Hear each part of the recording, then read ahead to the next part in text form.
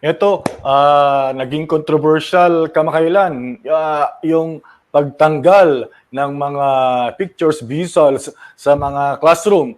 Ano ang masasabi niyo doon? Dahil ito ay I understand, direktiba ito ni Vice President Sara Duterte at na siyang DepEd Secretary rin. Naalala ko pa nung kabataan, nung ako ay nag-aral pa sa elementarya, kumbaga natutuwa ako noon. May mga visuals sa mga walls, mga pader ng mga paaralan namin noon. Anong take nyo dito, Congresswoman Franz? Well, bagamat siguro merong rason ang Department of Education para gawin yan, pero mas marami pong rason para panatilihin itong mga printed materials na mahalaga at nakakatulong sa ating mga kabataan, lalong-lalo na yung ating mga elementary learners ay talagang mga visual learners yung mga yan.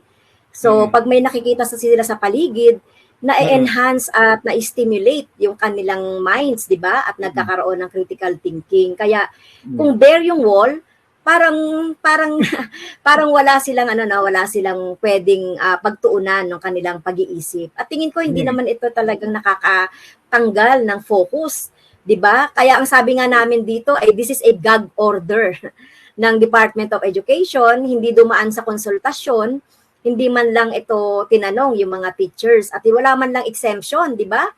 Nagturo ako ng special education children, yung mga deaf. At kung nakaasa lang sila doon sa visuals ng teacher, ay hindi ito magiging effective. Kaya nga ang mga special child natin, children with special needs, ay kailangan pa nga yung i-tutor after ng class. Kaya kailangan talaga nilang panatilihin itong mga visuals na ito. And even yung mga estudyante natin na mga regular students, natututo sila ng mga sign language kapag may nakikita sila sa wall.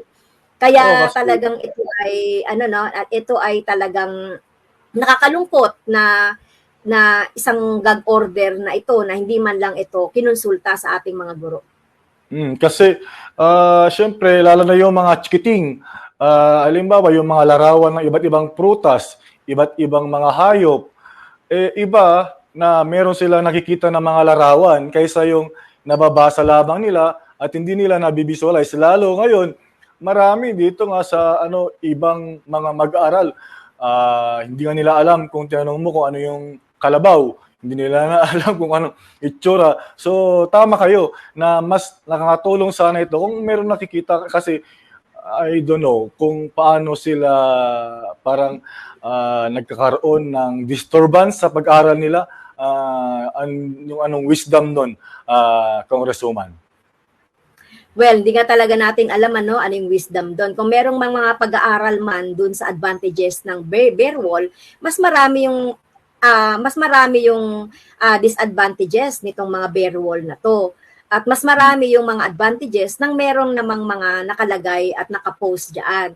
Baka ayaw nila yung yung motto, kasi meron diyang nakalagay na motto, honesty is the best policy. So baka ayaw ba yun na mailagay yung mga values, yung mga letters, yung mga numbers, at iba pa yung mga pictures ng mga bayani. So dapat mailagay din diyan. Ako okay lang ako tanggalin yung mga pictures ng mga politiko diyan.